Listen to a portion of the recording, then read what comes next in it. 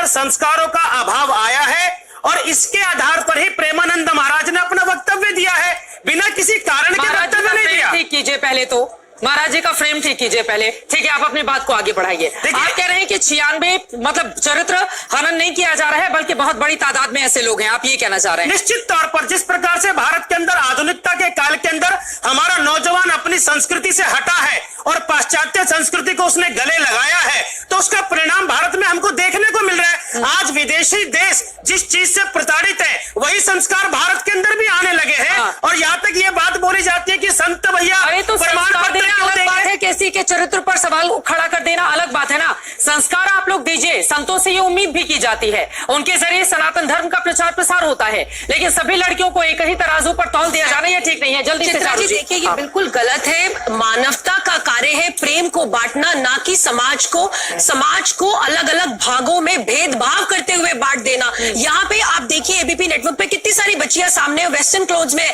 तो क्या ये सभी का आचरण गलत हो गया? तो कैरेक्टर असैसिनेशन है। अरे एक व्यक्ति को फ्रीडम है, हमारा कॉन्स्टिट्यूशन फ्रीडम देता है, मैं क्या पहनूं ये मुझे आजादी है, आर्थिक स्वतंत्रता हमारी बच्चियों को होनी चाहिए, उनको समझ होनी चाहिए। लेकिन और हमें देखिए यहाँ पर प्रज्ञा भारती जी वो ये कह रहे हैं कि हमें 4 होटल का भोजन करने की आदत पड़ गई है, तो घर की रसोई का भोजन अच्छा नहीं लगेगा। वही तो चित्रा जी, आप मुझे एक बात बताइए, एक व्यक्ति बालिक है, उसके अपने डिसीजन है, अगर एक रिलेशनशिप में उसकी सेटिस्फैक्शन नहीं है तो क्या वो रिलेशनशिप नहीं बदल सकता? पूरा लाइफ वो प्रताड़ित होती रहे, चाहे वो महिला है, क्योंकि वो महिला है इसीलिए वो प्रताड़ित होती रहे। देखिए ये बिल्कुल गलत है। और सबसे बड़ी बात, धार्मिक मंचों से घृणा न फैलाई जाए, धार्मिक मंचों से समाज को प्रेरित किया जाए। धार्मिक मंचों से घृणा फैलाने का क्या काम किया जा रहा है स्वाति तिवारी जी?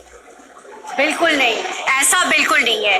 ऐसा इसलिए नहीं है क्योंकि साधु संतों का काम, कथावाचकों का काम, उनका काम है समाज को पथ प्रदर्शित करना, उनको बताना कि स्वच्छंदता और उच्छृंखलता दोनों दो चीजें होती हैं। आपके पास अगर स्वच्छंदता है तो उसके साथ आपका कर्तव्य और आपकी जिम्मेदारी भी बनती है, अपने प्रति भी बनती है, परिवार के प्रति भी बनती है और समाज के प्रति भी बनती है। तो आप सारे नियमों को, दायरों को तोड़ करके, ताक पे रख करके आगे नहीं बढ़ सकते हैं, ऐसा बिल्कुल भी नहीं कर सकते। और ये देखिए प्रेमानंद महाराज जी ने जो बात कही है वो सिर्फ लड़कियों को टारगेट करके नहीं कहा है। समाज में जिस तरह के वैवाहिक संबंधों में हत्याएं हो रही हैं, हिंसा का स्वरूप है, अलगाव हो रहा है, तो वो दोनों को लेकर के बात कर रहे हैं कि अगर शुचिता रिपोर्टिंग कम होती थी ना, पहले भी होते थे, दहेज का कानून क्यों बनाया गया था? इसी वजह से ना कि लगातार हत्याएं लड़कियों का मारा जाता चला जाता है, ऐसा है नहीं किया गया है। सारी चीजों को क्या कानून के मत्थे पड़ करके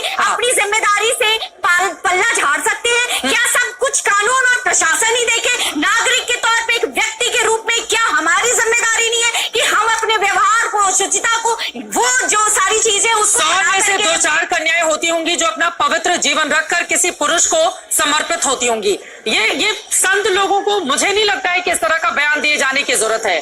आप संत हैं, आपके समाज में एक अलग मर्यादा है, हम लोग भी आपको एक अलग नजरिए से देखते हैं ताकि आपसे सीखे, संस्कार लेकर आगे बढ़े। लेकिन अगर प्रेमानंद जी से हम ये सुनने के लिए जाएंगे कि 100 में से 2-4 कन्याएं होती होंगी जो अपना पवित्र जीवन रखकर किसी पुरुष को समर्पित करती होंगी, ये बयान एक बार चारू जी इस पर आपकी टिप्पणी, फिर मैं बाहर वाले गेस्ट पर जाऊंगी। चारू शर्मा जी, उन्होंने ये जो बयान दिया है कि कोई 4 लड़कियों से व्यभिचार करता है तो पत्नी से संतुष्ट नहीं होगा, पुरुषों को लेकर भी उन्होंने ये बात कही है, तो फिर इसको सिर्फ एक ही तराजू पर क्यों तौला जा रहा है?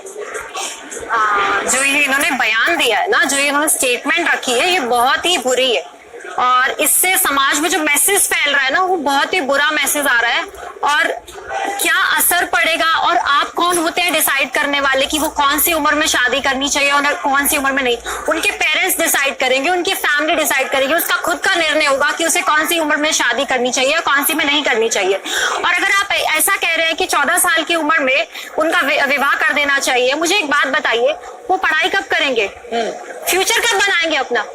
खुली आंखों से सपने कब देखेंगे? उम्र में ये 14 साल की उम्र एक ऐसी होती है कि बच्चा ये भी डिसाइड नहीं कर पाता है कि वो समाज से ही माँ बाप उनको सुनने के लिए जाते हैं, ऐसा नहीं है कि अलग से लोग। तो गलत है ना। आप देखिए ना, क्या नाम है इनका? प्रेमानंद जी। हाँ, प्रेमानंद जी, सॉरी मैं माफी चाहती हूँ। प्रेमानंद जी को भगवान का दर्जा दे रहे हैं लोग। अनुष्का शर्मा और विराट कोहली उनकी वीडियो में पाए गए। बिल्कुल। हाँ, तो उनके लिए वो वहां जाके उनके प्रवचन सुन रहे हैं, तो कहीं ना कहीं आपको लोग भगवान का दर्जा दे रहे हैं। तो आप ऐसा मैसेज ना फैलाएं। हो सकता है आपके विचार ठीक हो, लेकिन आपका जो बोलने का तरीका है ना वो समाज में अच्छा नहीं दिख रहा है, तो अपने बोलों पे थोड़ा वर्क करें, आप थोड़ा अच्छा मैसेज दें। ठीक है, और आपकी छवि बहुत अच्छी है, तो उसको के पास बरकरार आते हुए रखें। साध्वी विश्वरूपा जी आपके पास आते हुए, योगिता भयाना जी अब आपके पास आते हुए, हमारे साथ दोनों मेहमान जुड़े हुए हैं। साध्वी विश्वरूपा जी, क्या जरूरत है प्रेमानंद जी महाराज को इस तरह का बयान देने की? आप भी समर्थन में खड़ी हो गई हैं। जहां पर जो गलत हो उसको गलत भी तो बोलना होगा ना। बिल्कुल, आप खुद एक महिला है साध्वी जी। बिल्कुल बिल्कुल चित्रा जी, निश्चित रूप से फिर वही बात आ गई है कि अपने शब्द, एक संत को अपने शब्दों पर संयम रखना चाहिए। वो क्या बोल रहा है, क्या नहीं बोल रहा है, वो किस पर क्या असर पड़ रहा है। निश्चित रूप से मैं भी आहत होती हूँ इन बातों से, ऐसा नहीं होती हूँ, फिर भी एक नजरिया, इसे समझने का नजरिया है जो हमारे समाज, अभी जो सामाजिक पतन हो रहा है, नैतिकता का जो हमारे नैतिक मूल्यों से हम गिरते जा रहे हैं। आज का आप समाज देख लीजिए, और उन्होंने दोनों के लिए बोला, ऐसा कोई महिलाओं को अपने ऊपर लेने की जरूरत नहीं है, उन्होंने पुरुषों को भी बोला है। और एक बात कही है, क्योंकि जो धार्मिक कोई प्रवक्ता होता है, एक संत होता है, वो निश्चित रूप से धार्मिक प्रवक्ता है, और उसकी ड्यूटी बन जाती है, पुरुषों पर बहुत ज्यादा इसका फर्क नहीं पड़ता है, पारिवारिक रूप से भी, सामाजिक रूप से भी। लेकिन महिलाओं और बच्चियों को लेकर इस तरह का बयान आएगा तो परिवार से ही शुरू हो जाएगा कि अब इसको बाहर नहीं जाने देना है, इसको को एजुकेशन में पढ़ाई नहीं करने देना है, यूनिवर्सिटी नहीं भेजेंगे। ये समझिए, एक बार मेरी पूरी बात सुन लीजिए कि जो ये एक चिंता का विषय भी हो सकता है, ये आपत्तिजनक के साथ साथ ये चिंता का भी विषय है, विचारणीय विषय भी है, इस पे विचार करना भी आवश्यक है। क्योंकि बार बार, पिछली बार भी यही कहा गया था कि जो हमारे समाज में जो हमारे बच्चे हैं वो लिव इन में रहना बहुत पसंद करते हैं, वो बिल्कुल अपने माता पिता की अवज्ञा करना बहुत पसंद करते हैं, और इस वजह से वो एंजाइटी, डिप्रेशन, परिवारों को टूटना। साध्वी विश्वरूपा जी, बार बार जिस लिव इन रिलेशनशिप की हम बात करते हैं, अगर मैं गलत हूं तो हमारे साथ तमाम मेहमान जुड़े हुए हैं, प्लीज आप लोग मुझे करेक्ट कीजिएगा।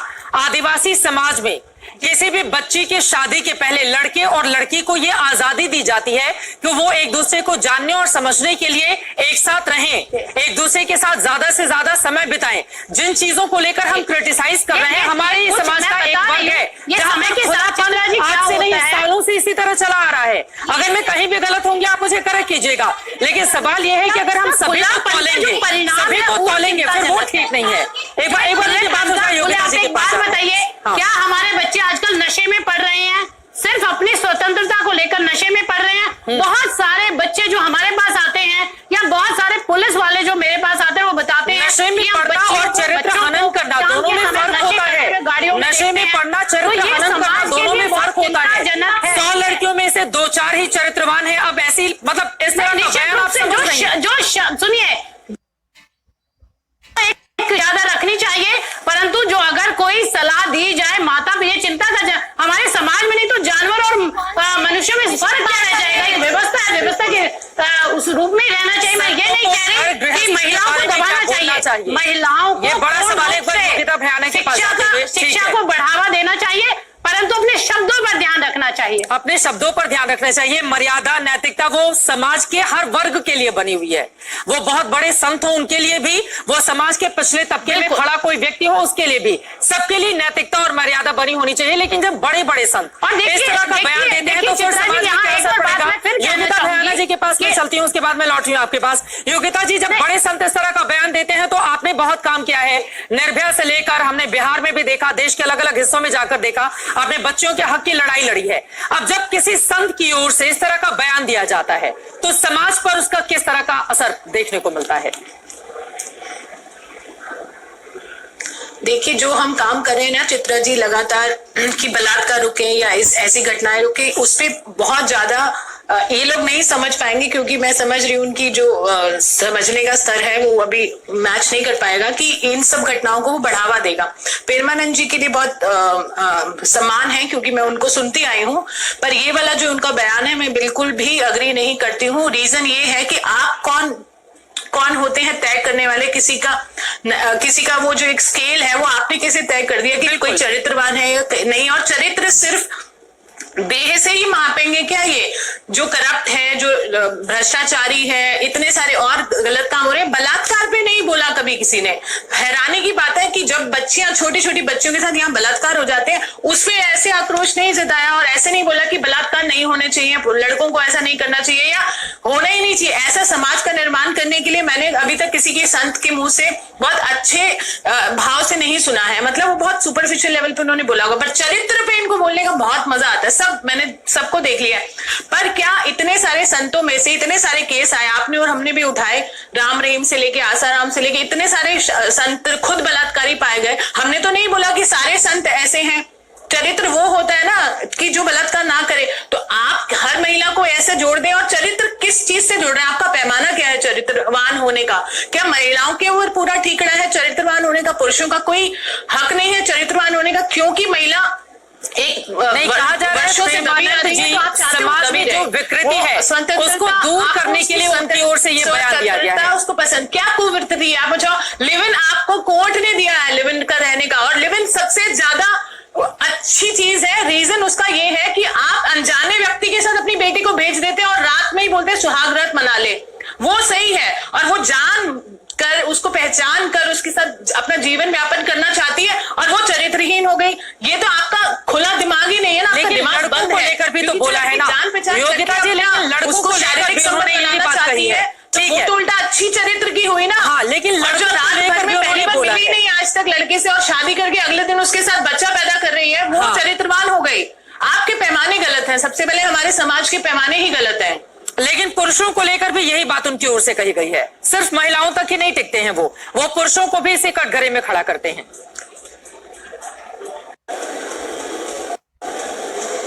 ठीक है, करना चाहिए, बिल्कुल करना चाहिए, पर सारा ठीकड़ा जो बात नहीं कर रही हूँ, बाकी पीछे भी इतने सारे उल जुलूल बयान आए हैं। वो मुझे तो उनका नाम भी नहीं याद रहता, अनुरुद्धाचार्य। बिल्कुल कॉमेडियन है और एंटरटेनमेंट के लिए बना है। हाँ, अनुरुद्धाचार्य, वो मतलब क्या क्या बोलते हैं। अगर आप उनकी रील में जान उसके देखते हो, क्योंकि हमारे रिसर्च का हिस्सा है, क्योंकि हम काम कर रहे हैं इस विषय पर।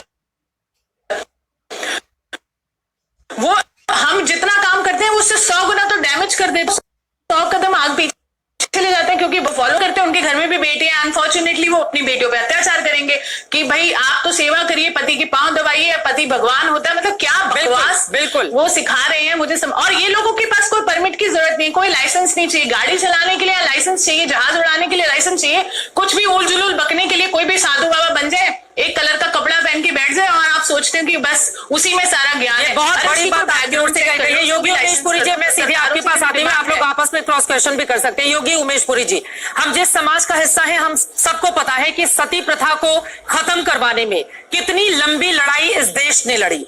उसके बाद विधवा पुनर्विवाह को लेकर, क्योंकि महिलाओं से जुड़े हुए ये विषय थे और हमने देखा था कि इसको लेकर भी बहुत लंबी लड़ाई लड़ी गई।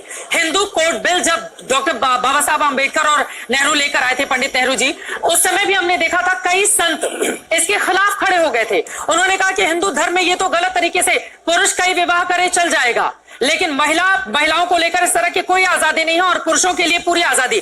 तो इसको संतों की ओर से ही आगे आकर चीजों को खत्म करना होगा। अगर राजा राममोहन राय, ईश्वर चंद्र विद्यासागर इस तरह के लोग नहीं रहते तो आज सोचिए हमारे देश में, समाज में महिलाओं की क्या स्थिति होती। आप जैसे जो प्रेमानंद जी महाराज इस देश के बहुत बड़े संत हैं, उनको कम से कम तोल मोल के बोलना होगा, क्योंकि उनकी बातें करोड़ों लोगों के दिलों में जाती हैं और फिर वो अपने बच्चों के साथ ऐसा ही व्यवहार शुरू कर देंगे।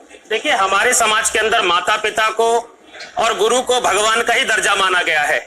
हम भगवान को गुरु के स्वरूप मानते हैं, उनकी पूजन अर्चना करते हैं। मैं बार बार एक चीज को बोल रहा हूं, मेरे से पूर्व जो एक सामाजिक कार्यकर्ता या वक्तव्य दे रही थी, मुझ अक्षर की नॉलेज उनके पास नहीं है। टीवी पर बैठकर भारतीय संस्कृति को, भारतीय संतों को बोलना तो आता है, लेकिन संस्कृति का एक क्षण भी इनको ज्ञान नहीं है। टीवी में अगर अपने टीआरपी बढ़ाने के लिए तो बैठ जाते हैं, लेकिन संस्कृति के बारे में नहीं जानती। वर्तमान परिस्थिति के अंदर, भारतवर्ष के अंदर हमारी संस्कृति को जो नुकसान हो रहा है, उस नुकसान के बारे में प्रेमानंद महाराज ने अपना वक्तव्य दिया है। ना वो संपूर्ण महिलाओं से विरोध कर रहे हैं, ना वो किसी का विरोध कर रहे हैं। कौन से संस्कारों की बात कर रहे हैं? अरे संस्कार क्या होते हैं? क्या होते हैं संस्कार? बताइए, आप बताइए संस्कार कौन से संस्कार है? कौन से संस्कार? यहाँ पर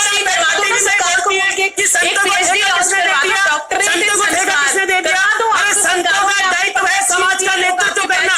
इतिहास उठाकर देखो, हमारे संस्कार समाज का नेतृत्व करने का काम क्या है?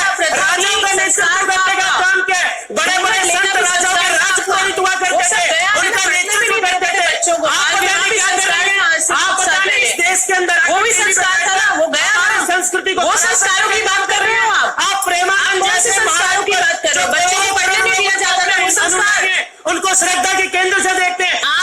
चाहिए संस्कार की जिम्मेदारी बढ़ाइए, संस्कार कल्चर संस्कृति, कौन सी संस्कृति की बात करते हैं? महाराज की, अरे सन्यासी है, संत है, संत के पास वो ज्ञान है जो आपके पास भी बलात्कार रुकवाया आपने, कभी के अंदर किसी बलात्कारी से बात की आपने, उसका दिमाग ठीक किया आपने, अपने भारत को खाने के लिए आपने बताइए, जिताने से आप संत नहीं हो जाते, शर्म आनी चाहिए। आप एक नॉर्मल इंसान से भी लो लेवल आईक्यू रखते हैं, संत, आप अपने आप को संत की उपाधि दे देते हैं, कोई भी बन के उसके संत, अगर कोई संत अपने वक्त आपके पास क्या पैमाना है संत बनने का? सर्टिफिकेट दोगे क्या बैठकर, वो संत नहीं रह जाएगा?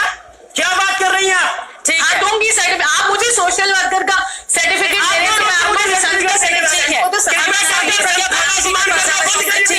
ठीक है, पाश्चात्यकरण का धंधा बंद कीजिए भारत के अंदर। ठीक है, साध्वी प्रज्ञा भारती जी वो कह रहे हैं कि योगिता जी तो पाश्चात्य का धंधा कर रही हैं, आप तो खुद साध्वी हैं, आप बताइए सनातन संस्कृति को इस तरह के बयान फायदा पहुंचाएंगे, नुकसान पहुंचाएंगे? लड़कियों के मद्देनजर क्या संतों को ये बोलना चाहिए? देखिए चित्रा जी, ये जो बयान है बिल्कुल भी संतों को नहीं बोलना चाहिए, लेकिन Yogita ji with all due respect the good work that you are doing, मैं ये कहूंगी कि देखिए आप सभी संतों को एक पैमाने में नहीं तोल सकते हैं। मैं खुद भी साध्वी हूँ and I am learned, we are educated and you know we are the part of the mainstream society. तो ऐसा नहीं है कि सभी अनपढ़ है, पहली बात प्लीज आप ये देख लीजिए। और सबसे बड़ी बात, black sheeps are everywhere in every profession. Doctors के प्रोफेशन में क्या ब्लैक शीप नहीं है? जर्नलिस्ट में क्या ब्लैक शीप नहीं है? क्या सोशल वर्क में? सब जगह है, पहली बात। दूसरी बात, महिलाओं के मद्देनजर रखते हुए अगर मैं इस बयान को देखूं तो बिल्कुल गलत है, मैं खुद इसका विरोध कर रही हूं, क्योंकि आप देखिए हम अर्बन सिटीज में, चित्रा जी आप, हम, योगिता जी, चारू जी, हम सब अर्बन सिटीज में, इस बयान का हमारे ऊपर नहीं फर्क पड़ेगा,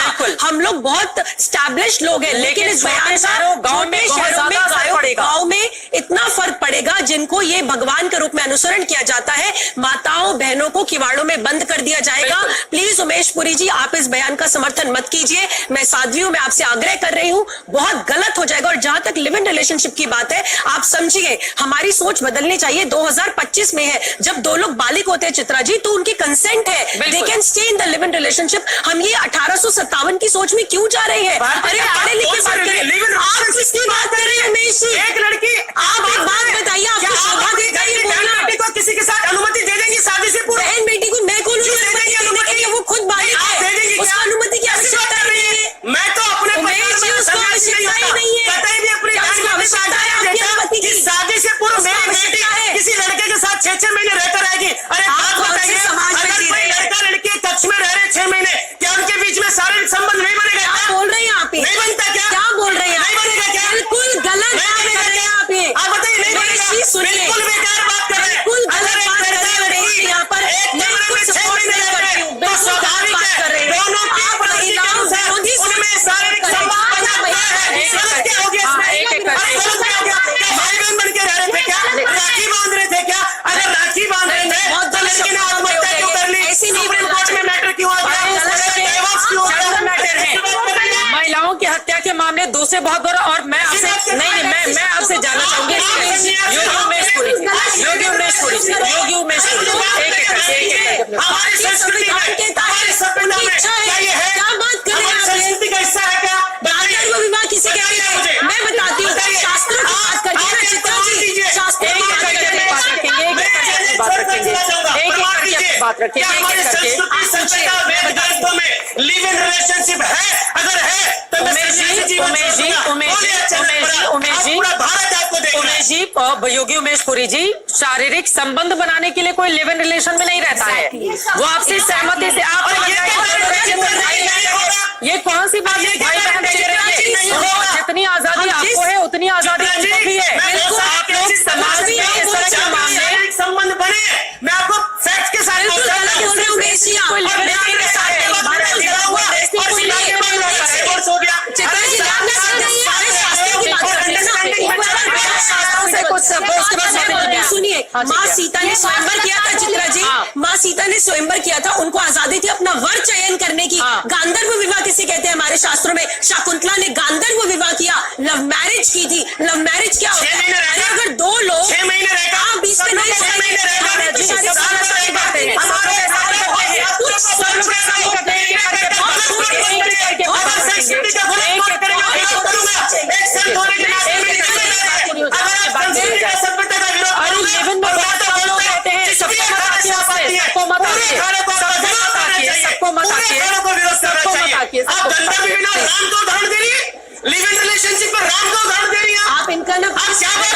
दीजिए। योगी जी वो लेवल के लिए सीता जी को आजादी दी कि वो अपने वर्ग का चुनाव कर पाए। क्या यहाँ महिलाओं की आजादी से जुड़े विषय पर बात हो रही है। आज भी हमारे समाज में लड़कियों को आजादी नहीं है, आज भी संस्कारों में लड़कियों को आजादी नहीं है कि वो अपने हिसाब से वर्ग का चुनाव कर पाए। अपनी अपनी बारी, अपनी अपनी बारी, अपनी अपनी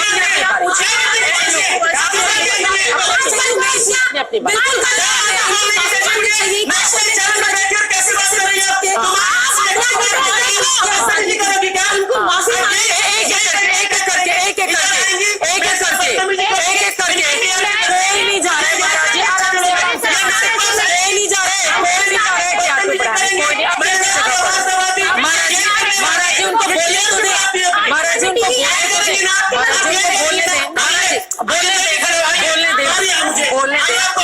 महाराज जी वो आप उनको बोलने नहीं दे रहे हैं, आप उनको बोलने नहीं दे रहे हैं। वो आपको आप चुप हो जाए इस वजह से, आप चुप हो जाए इसलिए। वो तो आप दिख रहे हैं टीवी पे, आप कैसी बातें कर रहे हैं।